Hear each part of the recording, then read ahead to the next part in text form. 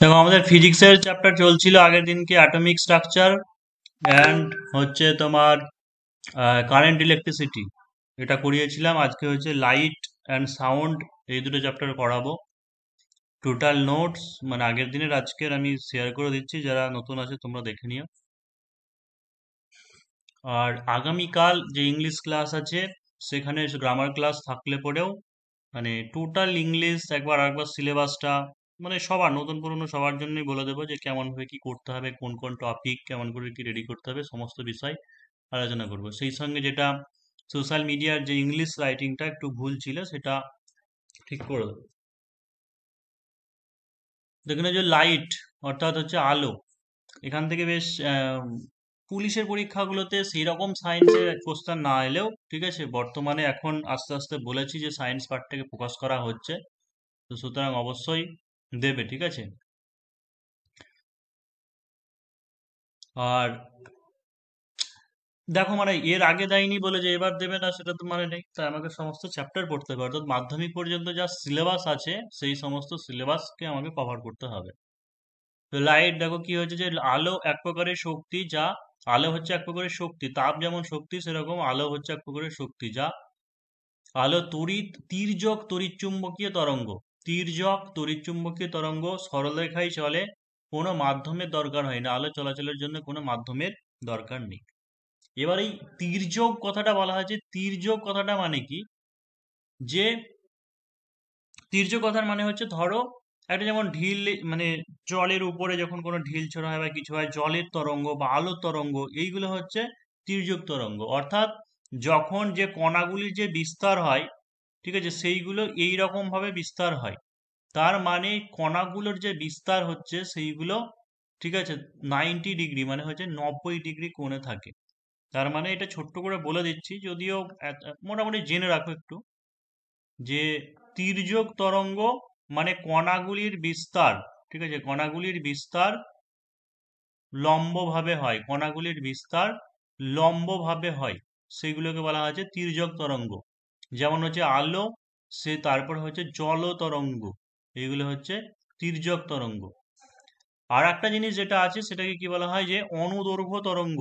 অনুদৈর্ঘ্য তরঙ্গ, অনুদৈর্ঘ্য তরঙ্গের উদাহরণটা কি, যেমন হচ্ছে ধরো স্প্রিংকে আমি একদিক থেকে একটু টেনে ছেড়ে দিলাম, একটু টেনে ছেড়ে দিলাম, তাহলে স্প্রিং যেটা হবে সেটা কি হবে, এই রকম ভাবে হবে, এই রকম ভাবে হবে। অর্থাৎ এখানে যেটা হচ্ছে সেটা কি সমান্তরাল, ঠিক আছে, সমান্তরাল, অর্থাৎ কণাগুলির যে বিস্তার সেগুলো হচ্ছে সমান্তরাল ভাবে হয়, কণাগুলির বিস্তার সমান্তরাল। মানে অনুদৈর্ঘ্য তরঙ্গের উদাহরণ হচ্ছে কি, যে যেমন স্প্রিং, তারপর হচ্ছে শব্দ, তারপর হচ্ছে শব্দ।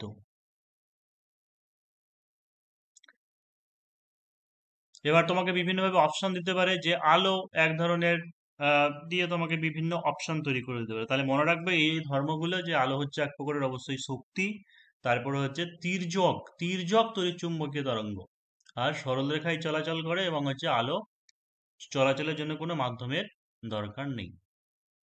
এবার আলোর যে প্রপার্টিস সেগুলো দেখে নাও। 1 নম্বর যেটা প্রপার্টিস, যে প্রতিফলন, ঠিক আছে, রিফ্লেকশন বা হচ্ছে প্রতিফলন।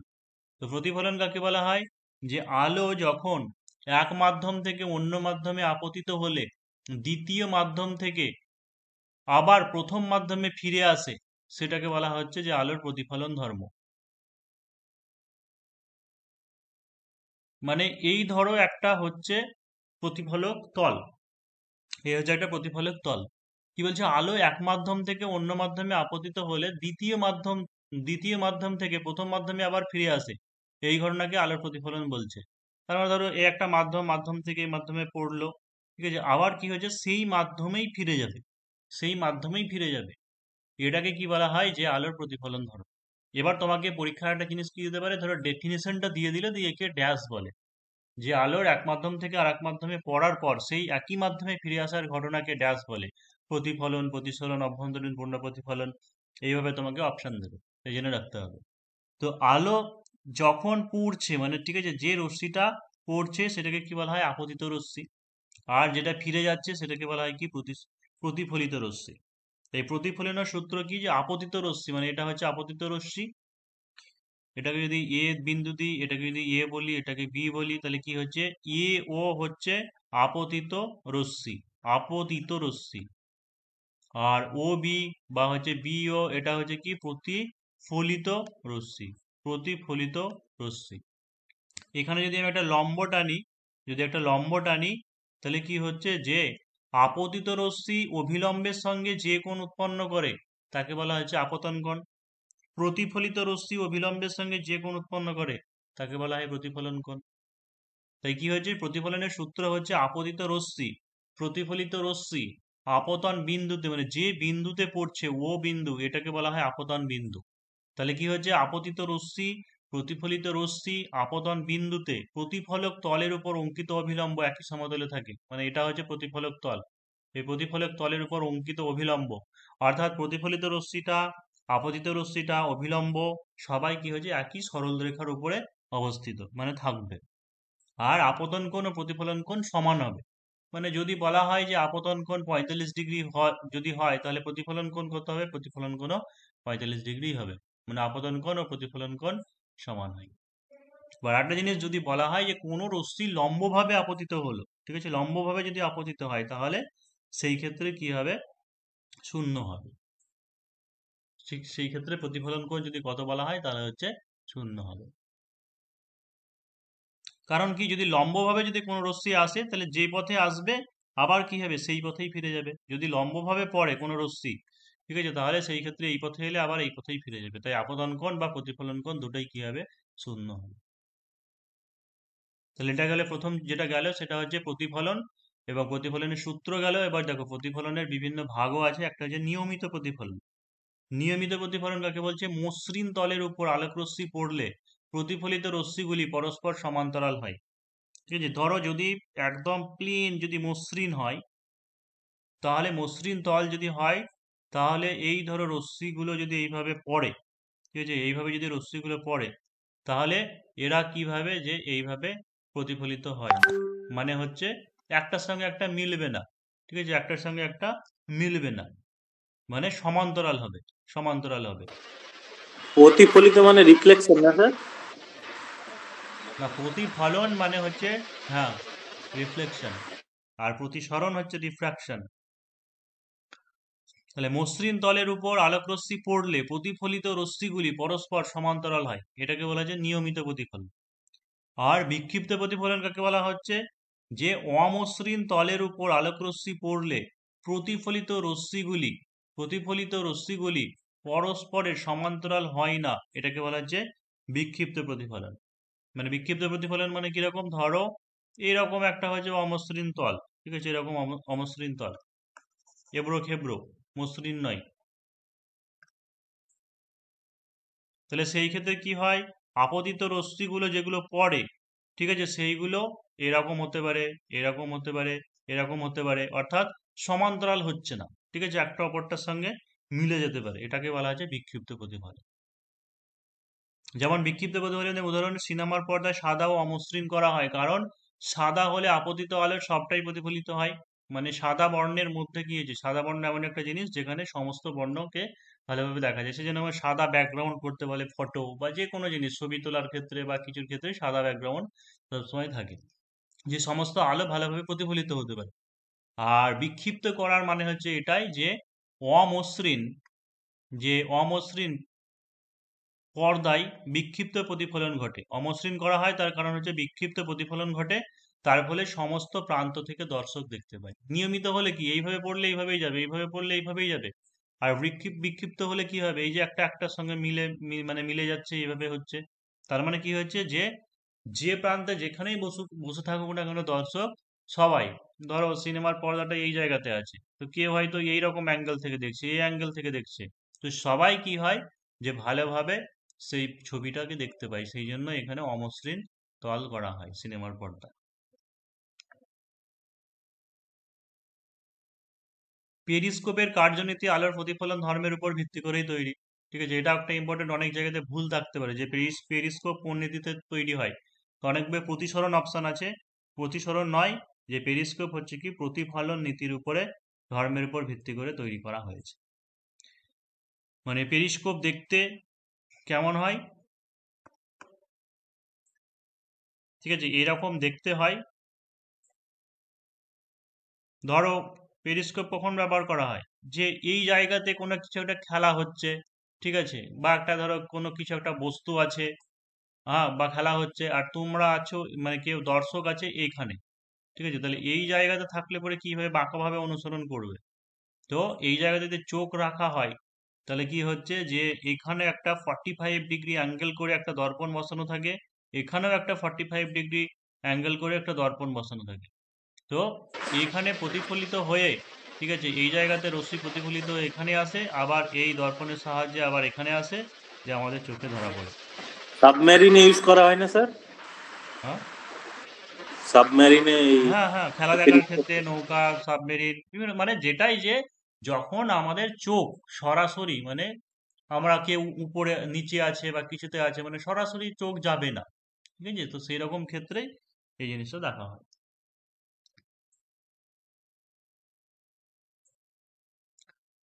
তো দুটি দর্পণের মাঝে একটা জিনিস কোশ্চেন যেটা দেয়, যে দুটি দর্পণের মাঝে গঠিত প্রতিবিম্বের সংখ্যা, এই ফর্মুলাটা কি হয়, যে 360 ডিগ্রি বাই কোণ, 360 ডিগ্রি বাই কোণ, অর্থাৎ দুটি দর্পণকে কত ডিগ্রি অ্যাঙ্গেলে রাখা হলো, মাইনাস হচ্ছে 1।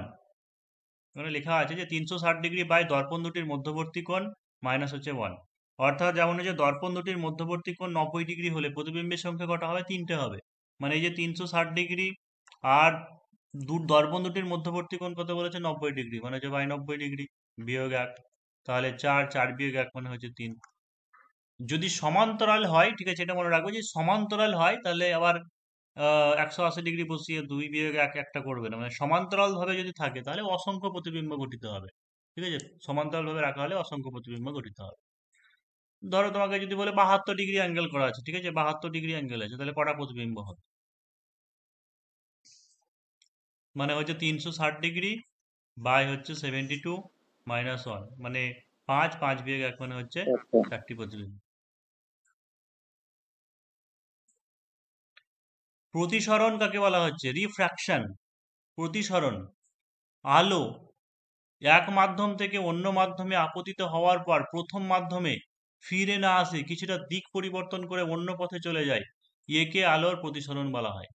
অর্থাৎ আমরা এর আগে প্রতিফলন যেটা বললাম সেটা কি বলেছিলাম, যে এই মাধ্যম, যে এক মাধ্যম থেকে অন্য মাধ্যমে আসছে দিয়ে আবার সেই মাধ্যমেই ফিরে যাচ্ছে, এটাকে কি বলেছিলাম, এটাকে বলেছিলাম যে আলোর প্রতিফলন। আর প্রতিসরণ কি বলছে, যে এক মাধ্যম থেকে অন্য মাধ্যমে আপতিত হওয়ার পর প্রথম মাধ্যমে ফিরে না আসে, কিছুটা দিক পরিবর্তন করে, ঠিক আছে, ধরো এটা ঘন বা লঘু কিছু একটা হতে পারে, এটা কিছু অন্য একটা হতে পারে, মানে উপরটা যদি ঘন বা এটা লঘু বলতাম, তাহলে এর আসল ডিরেকশন, যে এইভাবে এই পথে যাওয়ার কথা ছিল, ঠিক আছে, এই পথে যাওয়ার কথা ছিল, কিন্তু কি করে সে কিছুটা দিক পরিবর্তন করে, সে কিছুটা দিক পরিবর্তন করে, হয় এই রকম পথে আসতে পারে, অথবা অথবা এটা আসল ডিরেকশন ছিল, অথবা উপরের পদ্ধতি মানে দিকে যেতে পারে, যেটাকে বলা হচ্ছে অভিলম্ব, এঁকে দিই দুটোর ক্ষেত্রে, এটাকে বলা হচ্ছে অভিলম্ব। এবার কোনটার ক্ষেত্রে হবে সেটা আমি বলে দিচ্ছি। মানে কি, এই ধরো একটা রশ্মি পড়লো একটা ঘন মাধ্যম থেকে হোক বা লঘু মাধ্যম থেকে হোক, তার আসল ডিরেকশন সোজা এইভাবে বেরিয়ে যাওয়ার কথা ছিল, কিন্তু সে কিছুটা দিক পরিবর্তন করবে, হয় অভিলম্বের দিকে সরে আসতে পারে, অথবা অভিলম্ব থেকে দূরে সরে যেতে পারে। এই ঘটনাটাকে বলা হচ্ছে আলোর প্রতিসরণ ধর্ম। তার মানে আলো এক মাধ্যম থেকে অন্য মাধ্যমেই যাচ্ছে, কিন্তু সোজা পথে না গিয়ে সে কিছুটা ডেভিয়েট হচ্ছে, মানে হচ্ছে বিচ্যুত হচ্ছে, অর্থাৎ দিক পরিবর্তন করছে, এই ধর্মটাকে বলা হচ্ছে প্রতিসরণ, এই ধর্মটাকে বলা হচ্ছে প্রতিসরণ। তো লঘু থেকে ঘন বা ঘন থেকে লঘু গেলে কি হবে সেটা পরে বলছি, তার আগে দেখে নাও যে প্রতিসরণের সূত্রটা দেখে নাও, যে আপতিত রশ্মি, প্রতিসৃত রশ্মি, ঠিক আছে, ওখানে বলেছিলাম যে আপতিত রশ্মি ও প্রতিফলিত রশ্মি, আর প্রতিসরণ যখন হবে তখন কি হবে, যে আপতিত রশ্মি ও প্রতিসৃত রশ্মি, এবং আপতন বিন্দুতে বিভেদ তলের উপর অঙ্কিত অভিলম্ব একই সমতলে অবস্থান করে। 2 নম্বর হচ্ছে কি, একজোড়া নির্দিষ্ট মাধ্যম এবং একটি নির্দিষ্ট বর্ণের আলোর জন্য আপতন কোণের সাইন ও প্রতিসরণ কোণের সাইনের অনুপাত সর্বদা ধ্রুবক থাকে, ঠিক আছে, যে আপতন কোণের সাইন ও প্রতিসরণ কোণের সাইন মানে হচ্ছে সাইন আই বাই হচ্ছে সাইন আর, মানে আপতন কোণ কে আই দিয়ে ডিনোট করা হয় আর প্রতিসরণ কোণ সেটা হচ্ছে আর দিয়ে ডিনোট করা হয়। তো সাইন আই বাই সাইন আর এই দুটো কি থেকে ধ্রুবক থাকে এবং সেই ধ্রুবকটাকে কি বলা হয়, মিউ বলা হয়, মিউ।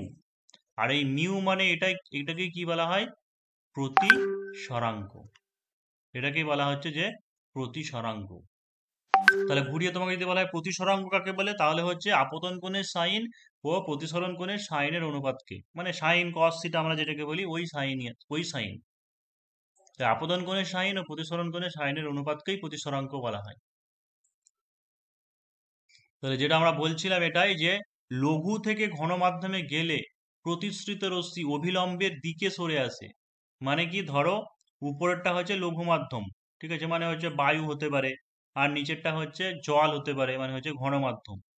এরকম যদি হয় তাহলে একটা রশ্মি আপতিত হলো, ঠিক আছে, আপতিত হওয়ার পরে কি বললাম যে তার আসল ডিরেকশন হচ্ছে এটা, ঠিক আছে, আর এটা হচ্ছে অভিলম্ব। সে এবার কি হবে যে ওই আসল ডিরেকশনের দিকে যাবে না, কি হবে, অভিলম্বের দিকে সরে আসবে। অভিলম্বের দিকে মানে এইভাবে যাবে রশ্মিটা, এইভাবে যাবে। তার মানে এইটাকে কি বলা হচ্ছে, এটা হচ্ছে আপতিত রশ্মি এ ও, এটা হচ্ছে আপতিত রশ্মি। আর ও বি এটাকে বলা হচ্ছে প্রতিসৃত রশ্মি, এটাকে বলা হচ্ছে প্রতিসৃত রশ্মি। তাহলে অবভিয়াসলি কি হবে যে এই যে কোণটা হবে, মানে আপতিত রশ্মি অভিলম্বের সঙ্গে যে কোণ উৎপন্ন করবে তাকে কি বলা হয়, আপতন কোণ, তাকে বলা হয় আপতন কোণ, তাকে বলা হচ্ছে আপতন কোণ। তাহলে এই ক্ষেত্রে কি হবে, আমার আপতন কোণ আই যেটা, সেটা কি হবে প্রতিসরণ কোণের থেকে কি হবে, বড় হবে, প্রতিসরণ কোণের থেকে বড় হবে, আই গ্রেটার দ্যান আর। তো এই জায়গাতে যদি মনে হয় কোশ্চেন ঘুরিয়ে দিতে পারে, যে ধরো বললো যে আলোক রশ্মি লঘু থেকে ঘন মাধ্যমে গেলে আপতন কোণ কি হবে, হয়তো বললো আপতন কোণ প্রতিসরণ থেকে বড় হবে, বা এটা ছোট হবে, বা দুটোই সমান হবে, এরকম বিভিন্ন অপশন দিতে পারে। তার মানে লঘু থেকে, বা লঘু থেকে ঘন না বলে ধরে ঘুরিয়ে দিলে যে বায়ু মাধ্যম থেকে কাঁচ মাধ্যম, বা বায়ু মাধ্যম থেকে জল মাধ্যম। বায়ু মানে বুঝতে পারছো হালকা, মানে লঘু হবে, কাঁচ বলুক বা জল বলুক তাহলে ঘন হবে। তাহলে যখন লঘু মাধ্যম থেকে ঘন মাধ্যমে প্রতিষ্ঠিত রশ্মি অভিলম্বের দিকে সরে আসে, আর এইদিকে অভিলম্বের কাছে সরে আসা মানে কি হলো, প্রতিসরণ কোণ যেটা সেই কোণটা ছোট হয়ে যায়। এখানে লিখেও দিয়েছি দেখো যে সরে হলে আপতন কোণ প্রতিসরণ কোণের বড় হয়। তাহলে একইভাবে উল্টো কেস হবে, ঘন মাধ্যম থেকে আমরা লঘু মাধ্যম যদি বলি, ঘন মাধ্যম থেকে লঘু মাধ্যম, তার মানে কি হবে, যে এই ধরো রশ্মি যেটা আসল ডিরেকশন এইদিকে যাওয়ার কথা ছিল, কিন্তু সে কি হবে অভিলম্ব থেকে দূরে সরে যাবে। দূরে সরে যাবে মানে কি হবে, ধরো এইরকম পথে গেল। তাহলে এটা যদি হয় তাহলে সেই ক্ষেত্রে আপতন কোণ কি প্রতিসরণ কোণে ছোট হবে, মানে এই ক্ষেত্রে প্রতিসরণ কোণটা বড় হবে, মানে আই লেস দ্যান হচ্ছে আর। স্যার আপনার স্ক্রিনটা দেখা যাচ্ছে না। তাহলে হয়ে গেল যে আপতন ঘন মাধ্যম থেকে লঘু মাধ্যম, আর হচ্ছে লঘু মাধ্যম থেকে ঘন মাধ্যমের ব্যাপার।